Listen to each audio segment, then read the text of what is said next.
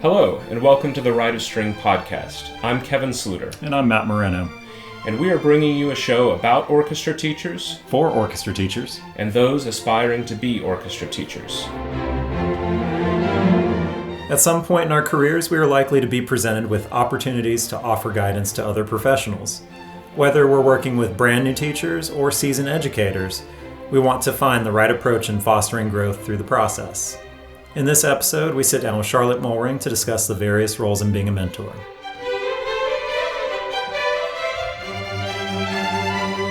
Matt was the guy, the first day I met him in the parking lot at the new teacher meeting. We talked in the parking lot everybody else was gone. There were no more cars. Yeah. And he asked me 50 bajillion questions. I had so many questions. And I ran home to Diana and I said, I got this guy. He is going to be absolutely phenomenal, or he doesn't know anything. I don't know which it is yet. I think the latter.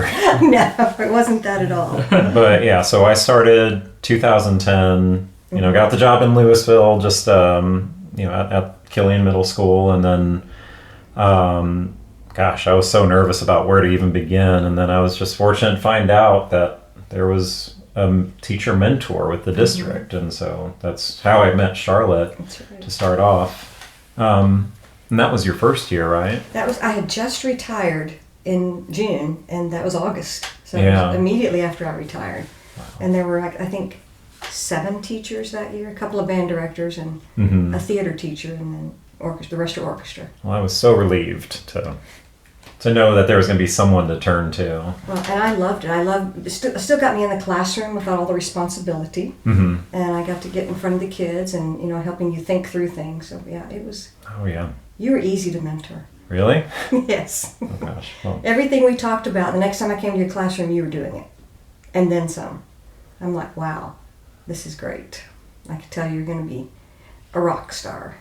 Thanks. Early on. Yeah. So and this is my 9th year to do the mentoring. And they've always called us coaches. We started out being called STAR coaches. Uh-huh. And I don't think that was an acronym. I think it was just STAR for some reason. I don't know why. And the outline of the program is that we see the teachers teach once a month an observation of a class and collaborate a total of 3 hours a month, including the observation. That's the minimum. And part of that is visiting with a department head or someone. In the case of a lot of the orchestra and band directors, their assistants, meeting with the head director is still also acceptable as a department head, because that is the only 2 people in the department on campuses. And then once a quarter we meet with an administrator as well. But everything is confidential. Anything that I talk about with a teacher, anything that's shared with me by a teacher, I don't relate that to a department head or a principal, unless it's one of those things you have to tell. Somebody's in danger of harming themselves or someone else or something illegal. Yeah. But otherwise, I'm the only person who observes them who is not evaluative in any way. No grading, no reporting, nothing with PDOS or any of that. We are just there to discuss what's happening in their teaching. That's so great. That's our sole responsibility. Neat. Where did you grow up? I grew up in Temple, Texas, and went to Temple High School. And I started orchestra in 4th grade in strings, and I loved it from day one. And before day one, I knew I wanted to play the violin, and played through middle school. And I knew in the 8th grade that I was going to be an orchestra teacher, and so did my director. And we started talking about it, and she put me on a path. And by my sophomore year in high school, I was studying violin with Tom Douglas at Southwestern University. Every Saturday I would drive 40 miles to Georgetown, and my mother would drive me, and take lessons, and that's who I studied with in undergrad. So by 8th grade you knew you were going to be a director? I knew, yeah, 8th grade. And did you have the same teacher from middle school into high school? Well, the way they did it at the time in Temple, all of the directors came to the one high school orchestra class each day. Oh. So I had the teacher who started me, who recently passed away this summer, in 4th grade. That started me in 4th grade. I had her through middle school, part of middle school. Then another director came in, but she was also there. And then in high school, we had another main director, but she was also there every day as well. So she was kind of my teacher all the way through. And she would constantly tell me things, give me opportunities to lead. In fact, when all the orchestra teachers went to TMEA, we auditioned as high school students to go teach all of their other classes at the elementaries and middle schools. Nice. I mean, they let us drive our cars to the campuses during the school day and teach their classes, and I got to do that a couple of times. It was awesome. Yeah. What ended up leading to being an orchestra director and actually doing it through college and stuff? Well, I knew that I wanted to be a teacher. I mean, I loved playing, and I knew that what I got in playing the violin, I wanted to teach children, others to do that. Children. So I knew that I wanted to teach, and I started teaching private lessons in high school. I think I got $2 a lesson, which I thought was a lot of money at the time. And even into college, I knew I was majoring in music ed. I was very deficient in music theory because we didn't have that in the schools. And I had a lady who taught piano, who's one of our neighbors, who did a thing in the summer on music history and some music theory, and said, you need to learn piano if you're going to major in music. So I learned a little piano from her and learned a lot of music history and music theory in the summers from her, and learned a lot of the literature. Which we had a full orchestra in high school. We took that to UIL. So I was familiar with some of that, but I knew I wanted to teach. So I started in music ed, and I knew that I wanted to go straight into teaching when I graduated. So I was 22 and started my first job. So I don't think I know any of this, but where did you start out with your first job? And I mean, I know where you ended up, and I know that at Blaylock you were one of the bricks. A brick, yes. Yeah. Meaning we started the building. We opened the building. I started out in Grand Prairie ISD. Okay. I had 6 elementary schools and a middle school. But most everybody had that kind of schedule. We were all traveling teachers because no programs were huge at that time. Mm-hmm. I think I had 2 classes starting out at the middle school, and one of my elementaries was next door so I could walk. And I didn't go to all 6 of them every day. They were on a rotation. I think I went to 3 or 4 a day and alternating days. And I taught there 4 years, and then I had my first child, and I was going to stay home for a year. And I stayed home about 6 months and took over as a substitute for the rest of that school year. At the final year I was there, I had the high school orchestra, Grand Prairie High School, and a middle school and an elementary school. And I did go to all 3 of those every day, my final year there. So when I went as a sub, part of the role of that teacher I was subbing for was to assist the high school director, where I had just been the director. So they said, you don't have to do that. So you can just sub half a day and go home. So that's pretty cool. Mm-hmm. But I knew I wanted to get back into teaching then. Then I taught in Irving a year half-time. The other half of the day, I taught at a private Episcopal school in Grand Prairie. All the music, from 4-year-olds through 4th grade, was their program, which was general music, and I had a choir, 1st through 4th graders. And I started a little beginning strings class, 3rd and 4th graders. And then I was at a pre-UIL, and a director in Carrollton said, hey, we're opening up a new middle school. I think you should apply. I mean, you're doing a really good job. We'd like to see you come to our district. So I thought, okay, great. So I did, and I actually interviewed for Blaylock and another middle school, and both principals said, we'd like to have you. And so HR said, which one do you want? And I said, I want the new school, Blaylock. So that was 1986. 86. Yeah. And then you ended up retiring in 2010? 2010, yeah, 24 years at Blaylock. Wow. Long time. Yeah. It seems like today it's very rare that even a director will stay at one campus for more than 5 years, it seems. It is less common. I see in the younger directors, like between 20 and 30, they don't think anything about, well, I need to stay here a certain number of years before I go get the job I really want. They go after the job they really want. And I think that's admirable, but it seems a little scary to me because when I started out, everyone knew you need to stay in a position a certain number of years, get your feet wet, and get established, and then start looking at what you want to do with your career. But I think younger teachers know what they want more. That's what I'm seeing anyway. Yeah. Okay, well, I guess we can go ahead and get into the topic overall of just mentoring. It does sound like when you were growing up and deciding that you wanted to be a teacher, it sounds like you had a lot of mentorship from the directors. Mm-hmm. You had. Do you feel like that played a big role into what you do now? I do, yes. In addition to that orchestra teacher I was telling you about, the band director was also the drill team instructor at my high school. And I was really big in the drill team. And I learned a great deal of leadership from him and in that responsibility. I was actually the head captain I was the head captain of the captains. There was a rank of captains, and that was my role. So, I mean, I was like the head of we were called pepperettes. I know it's a silly name, but that's what we were called, pepperettes. And we marched just like the band. We did pageantry, not necessarily drill. So we would make a formation, the band would make a formation, and it went together. So we did all the same things as that. So I had the responsibility of trying out the new people, and anyway, and I was also his aide in the band. And he was the region chair in my senior year. I was a librarian, so I learned, they said, you need to learn how to file all the music. Organize, here's a new piece, here's how you do it. So I got all that, and then I did all of his region mailings and took care of all of the organization that students were allowed to do at that time. So, and he knew, and he would find out about concerts in Austin and find people to drive me to go to UT, to go to concerts and hear orchestras and people coming in. When I was in high school, as well as we had a pretty good community concert series in Temple. We had Stephanie Chase came once and played violin before. She was just a kid. Nobody even knew who she was. So they found things that they thought would prepare me to go to major in music. That's really great. Yeah. So what would you consider the capacities that you've mentored in? So from when you started teaching, I'd imagine with student teachers, assistants, and Yes, all of those, yes. A number of student teachers, and many of them still teaching in the Metroplex area, as well as, when I started out at Blaylock, I was also a traveling teacher there. I had 2 periods there, and then I think at one time 4 elementaries, and then it varied through the years how many elementaries, until finally I became full-time there. They moved 6th grade out of elementary school. We had orchestra in 5th and 6th. When they moved the 6th grade up, band and orchestra both started in 6th. Previously, band had been in 6th and orchestra 5th. So that brought me full-time to Blaylock all day. Okay. And it was a few years later when the program grew, close to 200, that they hired an assistant.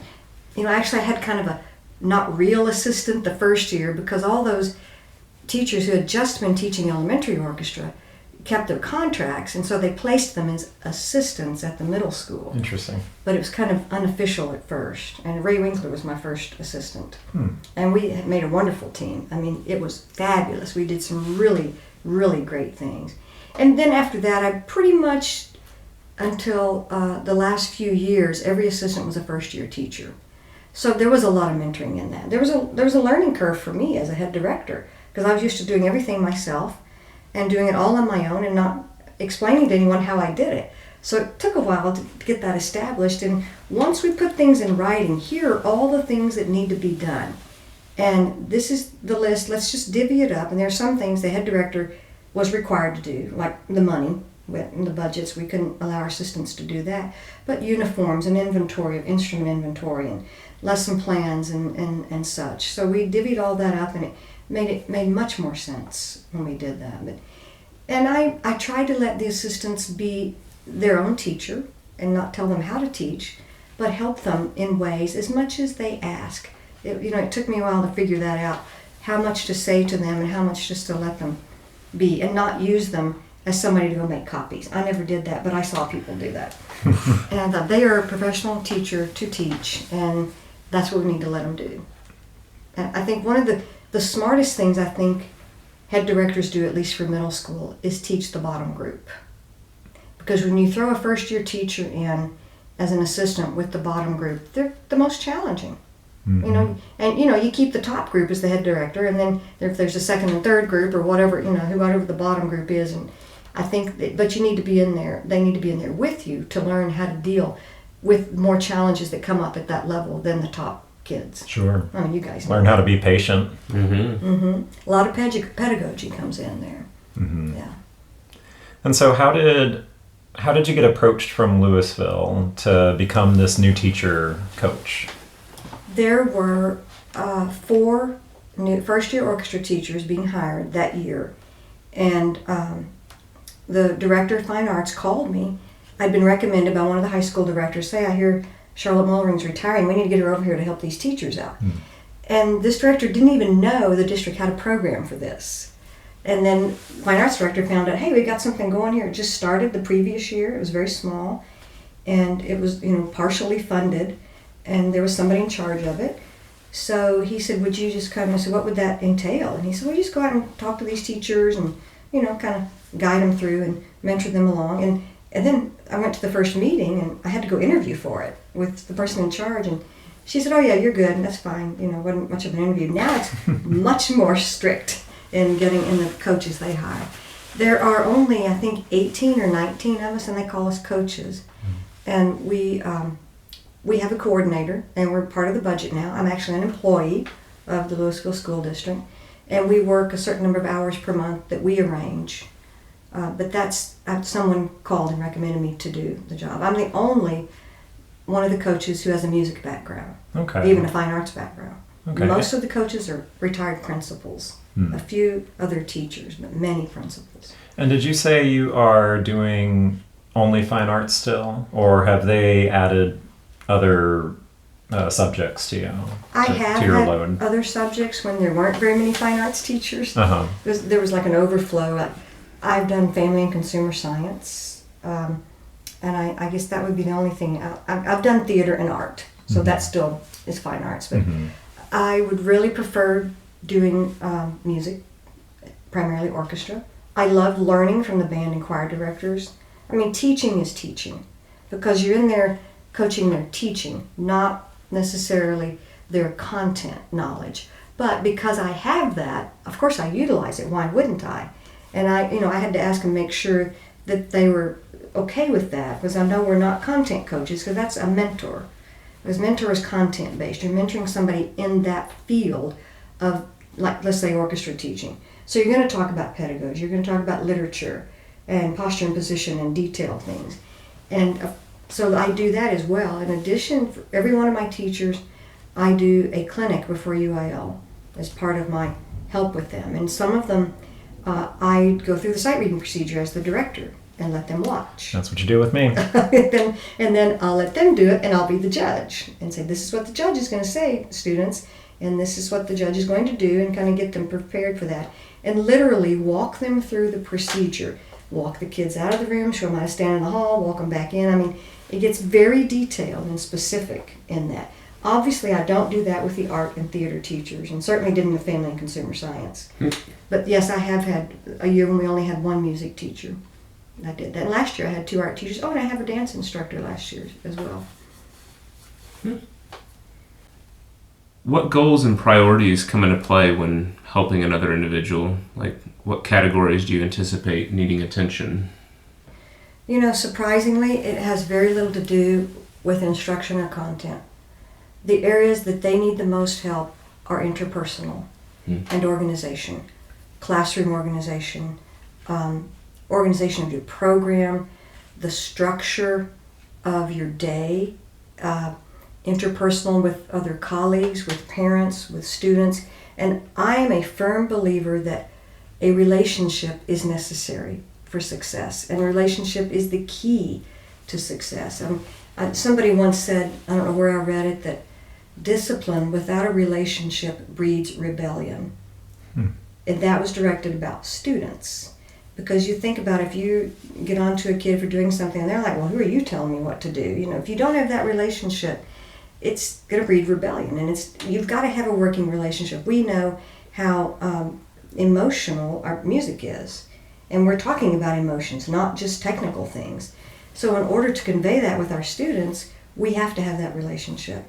And with our colleagues, not just our music colleagues, but our building colleagues, our administrators, our upper level administrators, there has to be that. And in fact, I spend a lot of time at the beginning of each year establishing a relationship with my teachers, getting to know them, earning their trust. And I have to say, typically, it can take till about October for them to do that. I'm kind of viewed initially as another person I have to put on my calendar. Another time I have to give up some of my conference period to talk to somebody. Until they see I can bring value. But they don't see that until we get to know each other. And they trust me. And they believe I really am someone who's here just to help you become a teacher, to get you accustomed to the role of teaching, the exhaustion of teaching. I talk with them about balancing their lives, what time are you going home? What time did you get here? And are you, because some of them will never go home, but they'll also never get everything done. And once they realize, no matter how late you stay, you don't get everything done. And there's always something to do tomorrow. Oh, yes. And so I had one teacher tell me one year, just stopped in the middle of our conference, and he says, I feel like you're my first year adult coach. I said, well, that could be said. I mean, because think about what you've done with the enormous responsibility you have. No job as a waiter or whatever kind of job you've had in college, or even if you're coming straight out of college, is going to prepare you for the enormity of what we do, the little tiny bits of organization. But the structure, once I can get the teachers to see that you need to think about what you want your classroom to look like. And they have all these grandiose ideas with bulletin boards and all that. No, I mean the working parts of it. Where are you going to put your instruments, the music? Where are your chairs and stands? How's it all going to be set up? And sometimes they don't know that until the kids get there. And it all changes. I mean, usually they don't know how that's going to be. Even experienced teachers don't know how it's going to be until the kids get there. So then I have them, okay, let's talk about from the time the first kid walks in to the last kid walks out. Procedure is a very important word, especially for beginning orchestra teachers, as those who teach beginners. They have to know, where do I put my case to open it? Where do I put it after I've opened it? Where do I put my instrument after I take it out? Where do I put my shoulder rest? Where's my music? When do I go sit in my chair, and how do I sit? Then where I put my case. I mean, from the very bit until all of that at the end, too. And how much time do I have to do it? And you really have to plan that out, because once you lose them in the first 5 minutes, at any level, I think, primarily with middle school kids, it's hard to get them back. You've lost when you guys know that. And with little kids especially. And if once they get to know you, you can be a little playful, but because they know when it's time to work. Even 11 to 12-year-olds can do this. Elementary kids can do this. They understand that we're a family. This is our own little community here in the orchestra room. And once we build that, it's amazing how much they get, the teachers start understanding. So, and then around October, November, they start saying to me, oh, well, what do you think about this? What do you think about that? They're starting to come up with their own ideas. There are, research has shown that there are 6 phases in beginning teachers. And, we get in the disillusionment phase around October. And it can really dip pretty low on a graph until we get into about December. And there's a little bit of rejuvenation then. But that disillusionment, at the beginning, everybody's all happy, honeymoon, and everything's, I'm a teacher, yeah, I've got my own desk and my key and all that, and my classroom, and then very quickly those things are, something you lose, your key you're always looking for. But the research also shows first-year teachers without any mentoring or coaching don't dip as low in that disillusionment, and they come up sooner. So, I mean, the school district has done a lot of research in what we're doing, and we have all the trainings that all the teachers in the district have, so on a smaller scale, so we know what's going on in the buildings. Like they're doing something called restorative practice, which is a way, it starts with relationship. We're finding that if kids feel a connection to the school, they're more likely to succeed. And that's our job as teachers, to provide that connection. And one-on-one, hello, nice to see you today, Matt.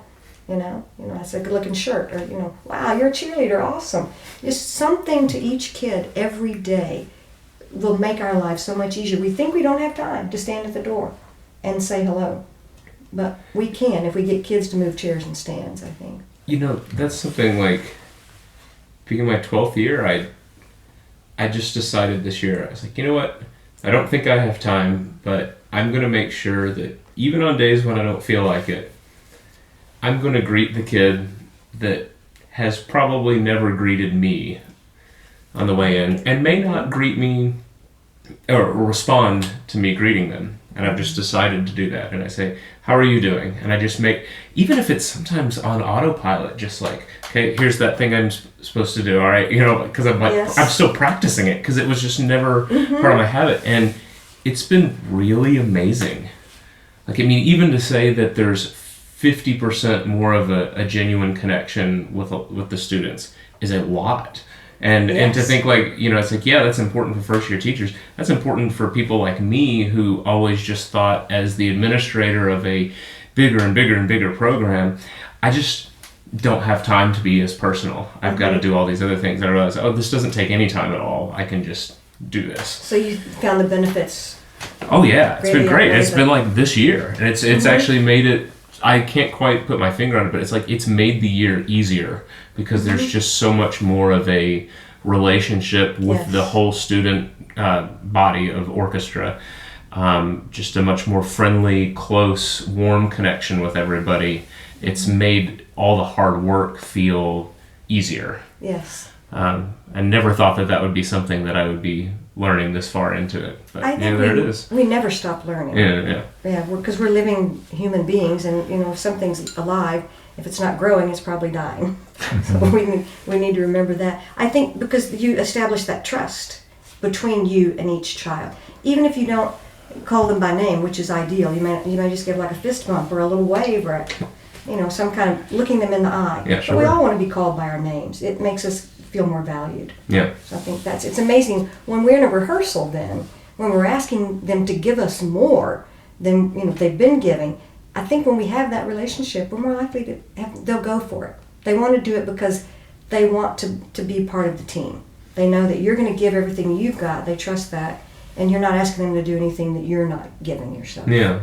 And that's a wonderful thing when that happens. You're talking about the names. One of the things I do is we pull up, Skyward is our student management program or whatever for the district, and the grade book and attendance and all that stuff. And one of the goals I make is the day or two before school starts, I go in and I pull that up and I spend a lot of time because it's got their little picture next to their name. I just go through because I'm about to have to learn. This year it was nearly 90 freshmen I needed to suddenly learn. And I was just like, okay.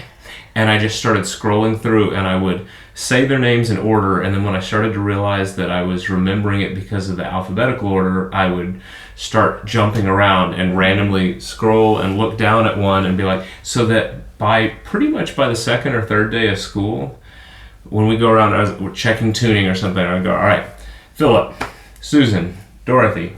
I don't have students by those names at all, but I could name it, and they're almost like shocked that I can get those. It takes me like the difficult. first 2 months maybe, and then of course the first names you learn are the kids who have been a disruption in class. Yes. Exactly right. Always, yes. Well, sometimes I'm honest with the kids about that. I was like, some of the first ones I'm going to learn are the ones that are causing an issue. But Well, I encourage the first year teachers to learn the names by the end of the first week if they can. It's not possible when you're brand new. Right, if you've been teaching a while, multiple grades, you know most of the kids, but you just have to learn the new kids. But they have to learn everybody, so it does take a while. yeah. To learn 200 names for sure. Yeah, so that kind of goes into one of the questions I had. Do you have goals that you kind of set? Like you meet these teachers once a week? About. Do you have It's 3 hours a month. 3 hours a month? Including the observation. That doesn't sound like very much, but I usually go over. Oh, I'm sure it's plenty. Yeah. But do you have goals like within the first month or the first visit or within the first semester that you personally have hoped you have achieved with them? I think if they are still standing by the end of the first month, if they're not exhausted. I have a goal that they're not totally so exhausted they can't function, and having them manage their time, the time management of their day, not just the school day, but all of it, that they're functioning okay with that their desk is not has stacks of paperwork, things that need to be done a long time ago, that they're keeping up with all the required things in the building. And they have a campus mentor as well, who is the person who will help them with, Skyward, It's another teacher, right? Usually, it's another yeah, teacher, that's right. who mentors, department mentors. Every building does it differently, but we also communicate with those people. I don't as much because our area is so specialized. I usually just talk with the head directors in most cases, or either if it's an orchestra person, I'll talk with band and choir, so I get to know them as well. And I make it a point to get to know everybody very well. So when I walk into a building, the person up front knows me and they know who I'm there to see, so that there's a relationship there and there's value. They know I'm bringing value to that teacher, And so it's all part of the team. Principal, same thing. So by the first month that, and then like right at the point we're in right now in November, it's amazing to see how much growth the teachers make. At this point, they're starting to realize, I can do this. I'm learning that didn't work, and I'm going to try this. So when I can get to where they can self-assess what they're doing, like they may come to me and say, well, what piece should I play for my concert or for UIL? Well, what pieces have you looked at? I'm not going to say, you need to play this, this, and this. You've got these violas, these. That's not my job as a mentor. Because if I do it for them, they'll never learn. So I guide them through the questions you need to ask yourself. What is your instrumentation? You need to think about that. And once we get through all of those things that are non-negotiables, those are facts. Then okay, this is the piece you're talking about. How do you feel about teaching that piece? And sometimes I get this look like, what? It's you need to be comfortable and competent. Feel competent that you can know all the fingerings for all the instruments on that piece. That you feel comfortable with the complication of the level of it, that you can live with this piece for 4 to 6 weeks. And they start thinking about, so I need to look at that. And I encourage them, go get the PML, start listening to all the grade 1, 2, whatever level that you're preparing music for. Familiarize yourself with the music, the scores, and how it sounds, the instrumentation.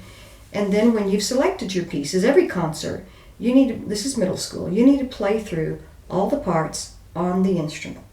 Don't play through the bass part on your violin if you're a violinist. Go get a bass and play through the bass part. And go play the cello part, whatever it is. So they can start getting... Feel what the students are going to feel. I mean, when I started teaching, there was no PML. There was no computer.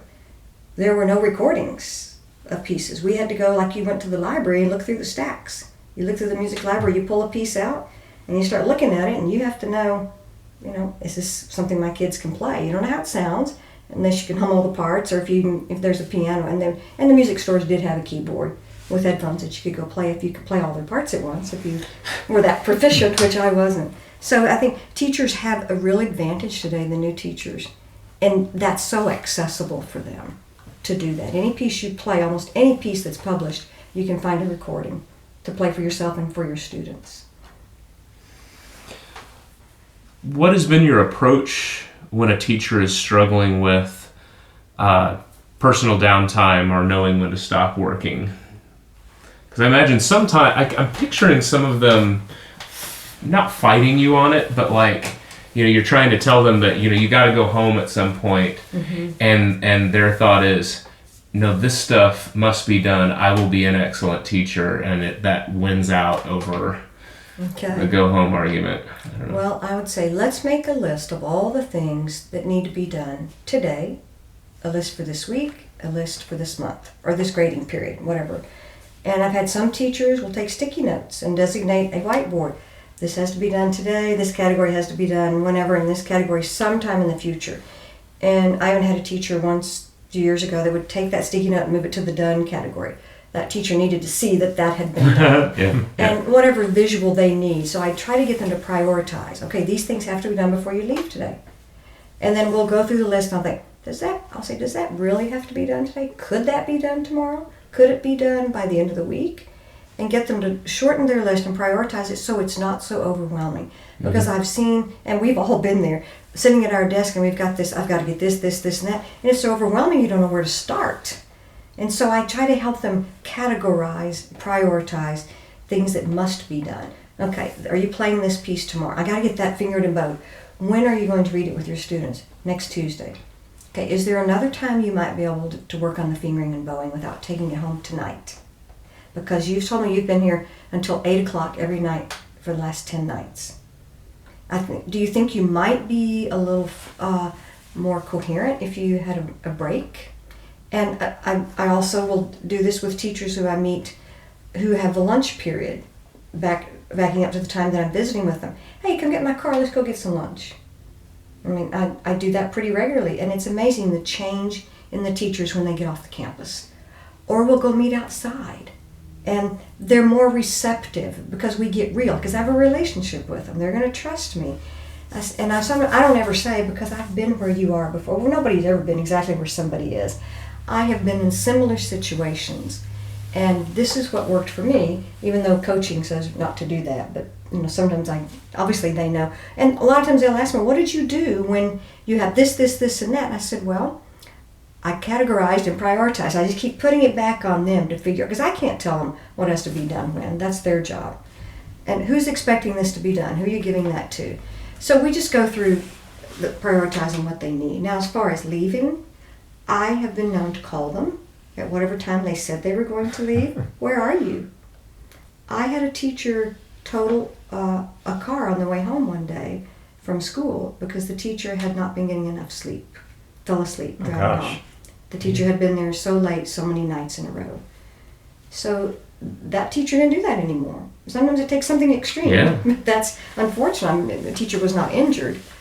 But I've not had anybody fight me on it to the point where they didn't change some of their habits in that.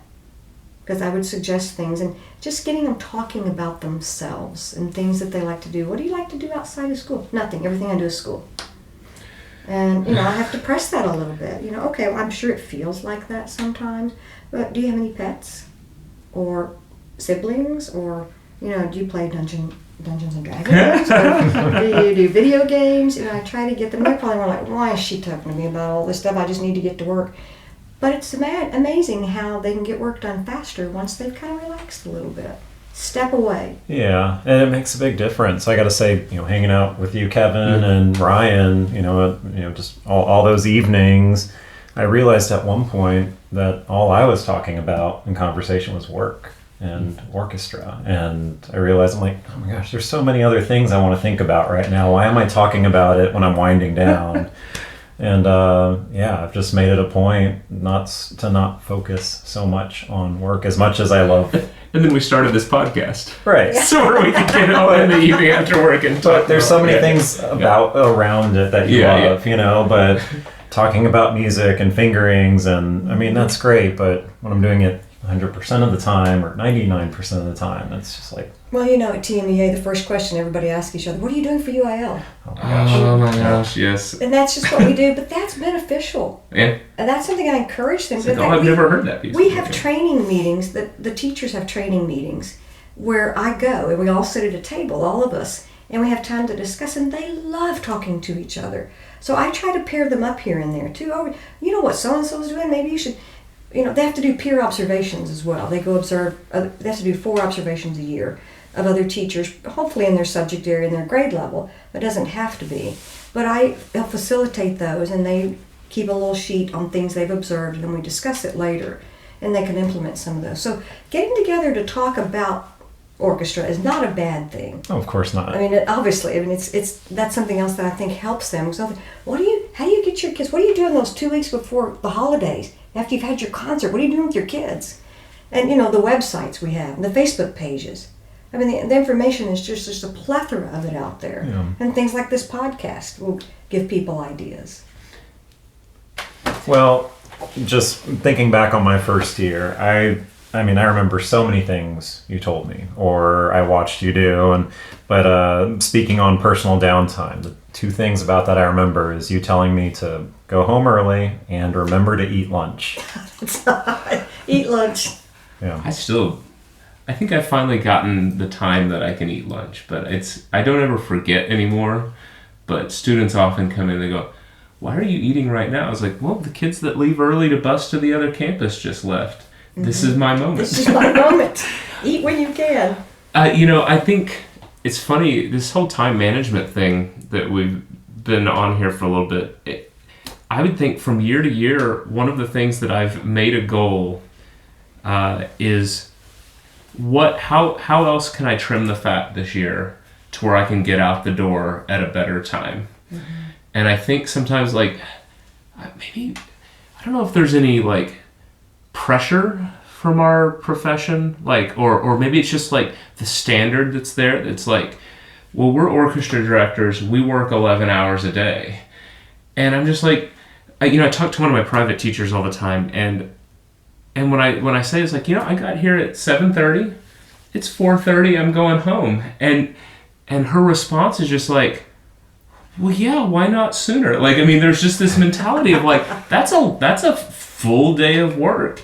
And sometimes, like, when I make myself go, okay, I got here at 7:30, it's 4:30, nothing's burning down right now, nothing's on fire, I'm going to go home.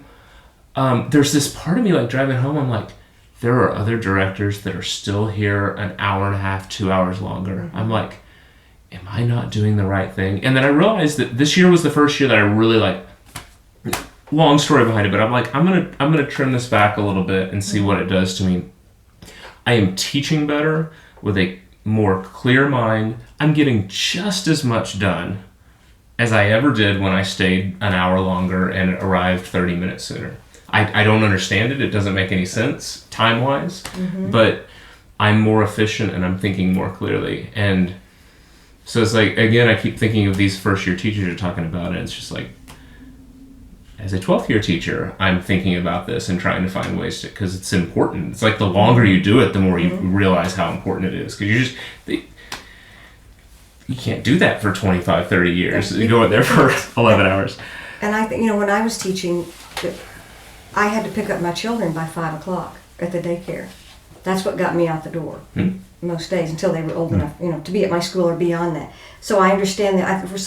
I think we put it on ourselves. Somewhere it started and we all think we have to be there that long. And we don't. We get our work done, we go. We can find other things to do. But I try to tell the teachers, have everything ready. I tell them, when you leave at the end of the day, that if you had to walk in at the last second tomorrow morning, could you start class? Because sometimes that happens. Unforeseen things happen. Traffic. Or if a sub had to come in and you weren't here, could somebody start your class and have a clue what's going on? So, I mean, get them organized to that point. And we try not to push too hard in the beginning because it's too overwhelming for them.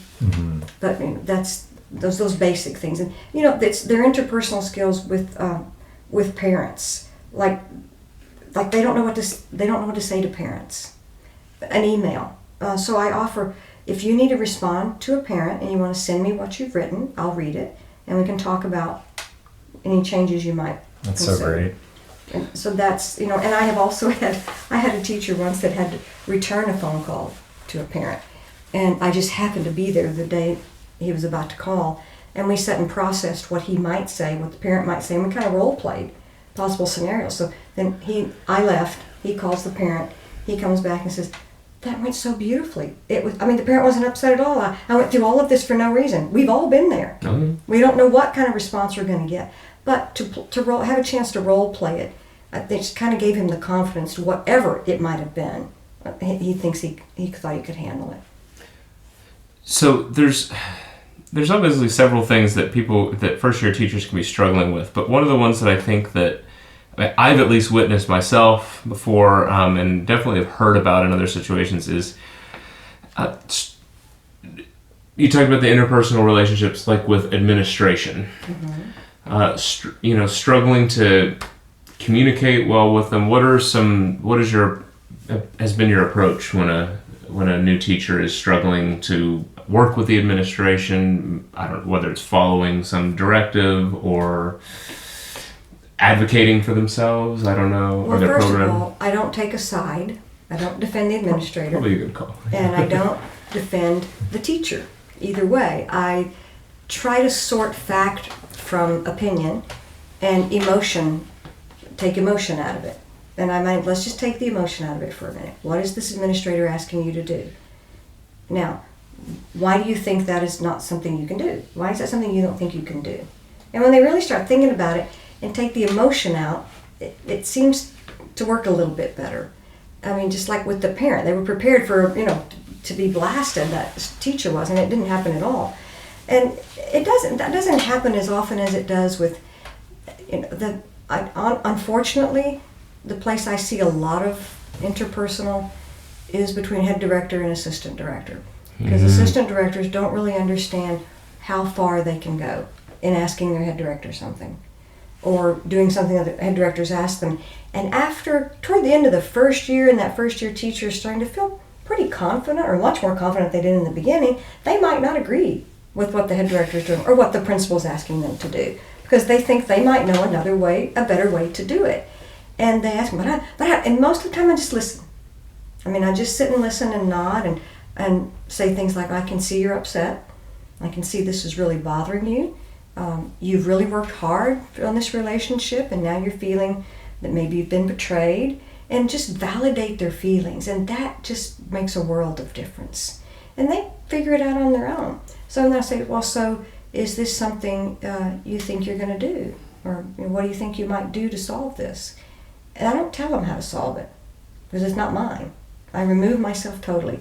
They have to figure it out. And sometimes it means you're going to have to have a conversation with that person, and you're going to have to be honest.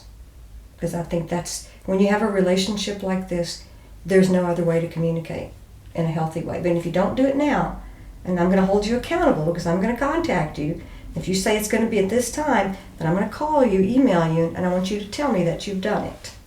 Because if you don't, you're not going to like yourself very much. It's just going to get bigger if you don't talk about it now.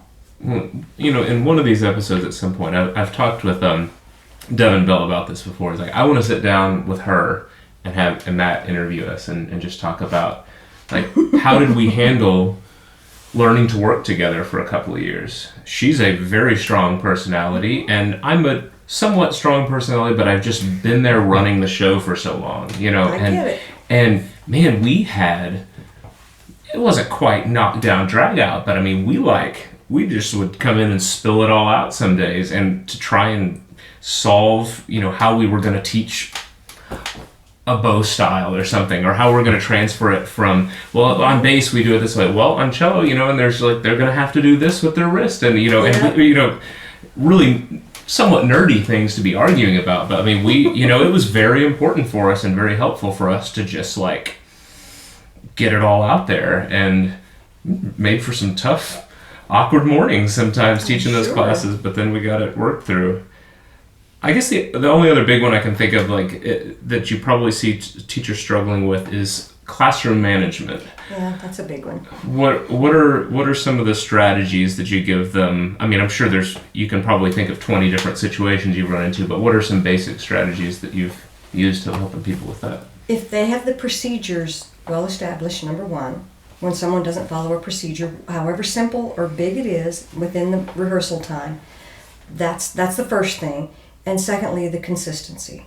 If you have a rule, and this is the consequence, if you don't enforce it one time, that just gives permission for probably 10 more times they're going to try you, or somebody else is going to try you, and then you've got a big bad situation. Mm-hmm. So the consistency and whatever the consequence is going to be. And the thing that's most important, if you can get a student to do this, admit they did it. It's like kindergarten. Say, yes, I hit you. I'm sorry, I won't do it again. I mean, it's that simple. And if I tell them, if you can get a student to say this, I know you did this, I know maybe it wasn't intentional, maybe it was, but you need to admit that you did it, and the consequence is, and then you need to make amends for it, and we go on.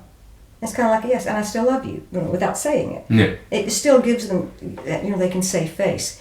So if they can have their procedures well established, and if somebody doesn't follow it, you can't just say, okay, I'll let that go today.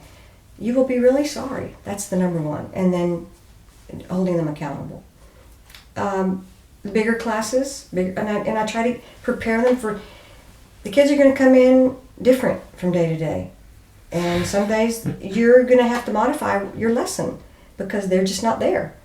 Whether it's a holiday, before or after, there's been a fire drill, or somebody broke up today in the violin section, and they're glaring at each other, and whatever it is. And sometimes these first year teachers are not aware of things that are going on like that. Yeah. Most of the time. They have this information they're giving out without a whole lot of thought to how it's being received. And other than maybe it's not being received because the kids are not getting it, they're not listening. How do I get them to listen to me? Well, what have you done so far? That's what my first question is. What have you done so far? Well, I'm yelling at them. Okay. And do they get quiet when you yell at them? No. Well, maybe we could try something different. And that's a big generalization, but that's teachers, first year teachers try to overpower with their voice, how to get kids to be quiet, but the classroom management, that and interpersonal skills with other adults are the things. They know their material. I've not ever had a teacher who didn't know their stuff, the content area. And they know how to present it for the most part. It's knowing where to go when it doesn't go the way you thought it was going to go. And we process that technically, technique specific or on the music. How long do we work on this piece and how do we know when to move to the next one? And that's about where they are around this time of year. So we spend a lot of time discussing this with new teachers, young teachers, but obviously this translates to teachers of any level or any number of years that they've been in. I mean, I'm in my 9th year. Kevin, you're 12th year, and I can't imagine anyone who doesn't hesitate at this time to ask for advice. It's like every time I see you, I have another question. So, what's it like when helping out seasoned directors? And I do a lot of clinics in the area and for Eastman Strings as well. And by the way, every teacher that I have coached, mentored, almost everyone, at least the orchestra people for sure, I still hear from them. They still ask me questions. What do you think about this? Or, so-and-so is going to, networking. And I think that's a wonderful thing. And I tell them, once, I'm no longer your first year teacher coach, I'm still available to you for questions or if you want to run something by me. And almost all of them do. So I think we never stop learning, no matter how many years we've been teaching. And with a lot of clinics I do are pre-UIL related or UIL related, but many people want to learn about vibrato, a specific technique. And everybody has their own idea about vibrato, and I don't claim mine to be the most and the only way to do it, the right way, the best way at all. But that's something a lot of the seasoned teachers want. Or, how do you go about selecting the right piece of music for your kids? I mean, what do I need to play if I've got blah, blah, blah, this many, this and that?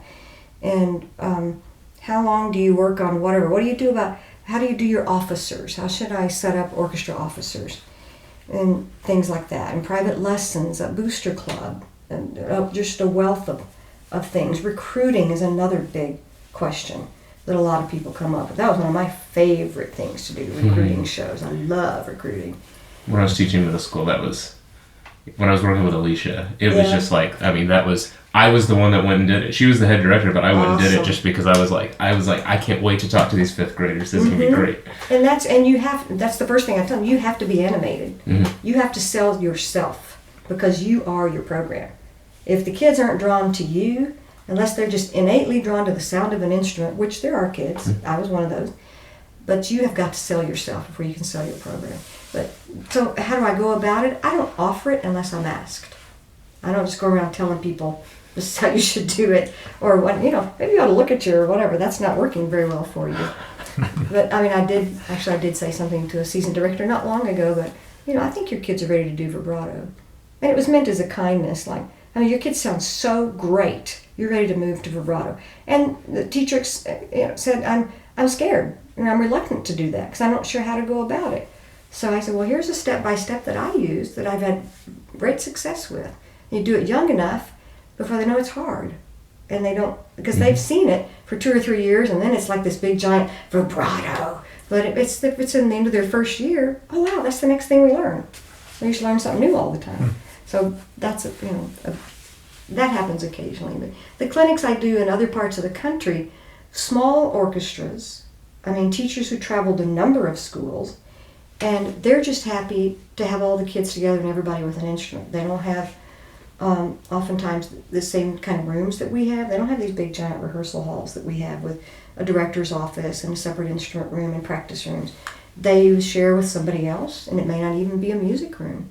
It may be an old locker room. One school I went to, the electronics they had was a keyboard. The guy took a rubber band and took the A key and tied it down to the pedal, and so he could sound the A to tune to. That was their tuning system.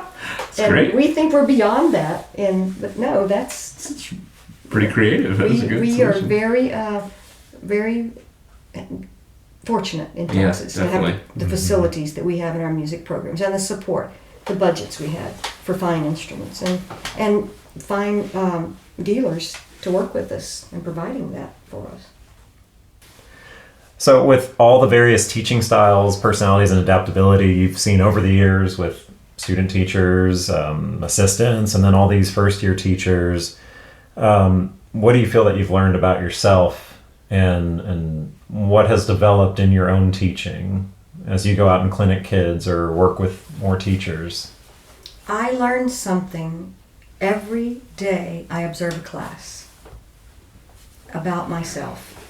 First of all, there's a whole lot I don't know, and there are many ways to get the same result that different than maybe the way I would do it.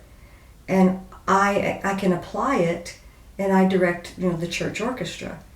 And I have learned so much about wind instruments and how to say the right terminology to get the sound I want from them. When I do a region orchestra that's a full orchestra, I have that. I have learned different ways to motivate students, different ways to organize my thinking. I have grown so much, I think, as a teacher from hearing the struggles and seeing how the teachers work through their struggles and celebrating their triumphs and mourning their failures, or I guess they're not really failures, but they feel like they're failures. And I've learned about human nature, human spirit. Every teacher wants to be a good teacher. And most every teacher wants to hear what others who have been there say. I've never had anybody say, I just don't need you. I'm fine the way I am. No one's ever had that attitude. And anywhere I've ever been, anywhere. I'm so glad to have you here because you're saying the same thing I'm saying, but in a different way. And I'm thinking, well, I develop a connection like that with a group. That's just one of my gifts with kids. I know that I have that. I can just develop that connection right away. And they trust me, so they're going to believe me. And I think I've learned that about myself. I didn't know, I thought, I had it with my own students when I was teaching, but I think about all the classrooms I've been in this job as the first year teacher coach, and clinics I've done everywhere. It's kids are kids. They want to learn. They want to give you their best if you're giving them your best. I've learned that.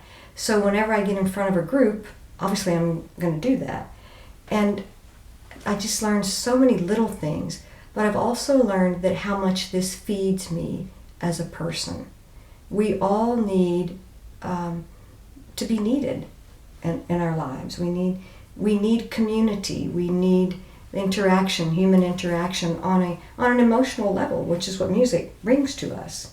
And that's why we sit and talk about music when we're together and not talking about what trip did you just take. Oh, we do talk about that too, but I know we do. It's not just about our music and what we're doing. We are so, as orchestra teachers, so motivated and so driven to be the best that we can be. I mean, to really, how can I do this better? I have been asking myself that as a coach when I see my teachers. How can I make this better? How can I do this job better? I ask myself that every year. How can I do this better with this teacher or with this situation? And I have learned that I enjoy finding ways to help the teachers. I mean, I love teaching. And I don't know that I'm teaching these teachers. I'm guiding these teachers. I'm coaching them into being autonomous where they don't need me so much. It's like being a parent in many ways. Letting them fail. I mean, I had somebody tell me at one point down the road, somebody had some teacher in their little cluster coming in, a new teacher, and they were really afraid that this teacher didn't have the right background or experience to be successful. And would I do everything I can and go teach, do this and do that for that teacher? And I said, I will do everything that I think that teacher needs, but I'm going to let that teacher fail. I'm not going to stop them from making a mistake because they're not going to learn if I do. We all made mistakes when we started out, and even if there was somebody there regularly in the classroom to help us, to guide us, if you don't make the mistake, you don't learn the right way to do it. So, and then, the person I was talking to was a little bit surprised. Like, this is a person I had worked with. And I said, I know you made mistakes your first year. I didn't stop you from making them. Oh, you're right. Okay. Well, so I think I have learned that it's okay to let people fail. I'm not there to save them or prevent them from doing something wrong, on a certain level, of course. If they make a pedagogical mistake, we might talk about it. Or if they say something to a student, I'll help them process. How did you feel about when that student said whatever? Oh, I know I really messed up. Okay. Well, so what will you do? How would you say that next time? It's like talking to a child in many ways, although on an adult level, helping them, redirecting their thinking. So I've learned that I really enjoy that. I enjoy coaching. I would enjoy it in another profession even, coaching people, coaching thinking. I think it's fascinating. So all that being said, what would you think is the biggest piece of advice to offer to any teacher who is in a position of helping and guiding younger teachers? Establish a relationship and build trust. Doesn't matter how many hours you spend with that person or what you say to them, it won't matter if there's not trust between you. That's the most important thing. Then what would your biggest piece of advice be for all the new teachers that are out there? Don't be afraid to ask questions. No question should be unanswered. Always ask questions. Of everybody, all of your resources, and you have so many resources as a first year teacher on your campus to start with, in your community, your colleagues, your fellow orchestra directors, your coach mentor person like me. Ask, and just keep asking until you find the answers. I mean, that's the most important thing. Don't be afraid to ask questions.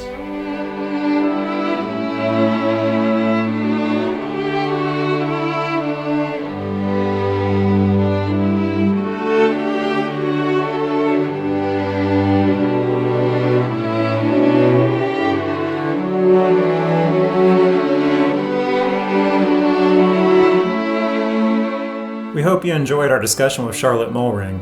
The featured educational work at the end of today's episode is Beneath the Autumn Sky, which was actually written by our Rite of String co-host Kevin Sluter. You can find it at luxmusic.com.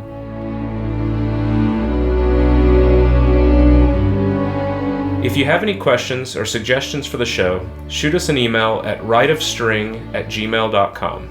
Also, if you haven't already, please subscribe to us wherever you get your podcasts and join us for our next episode. See you next time. Thanks for joining us. Bye.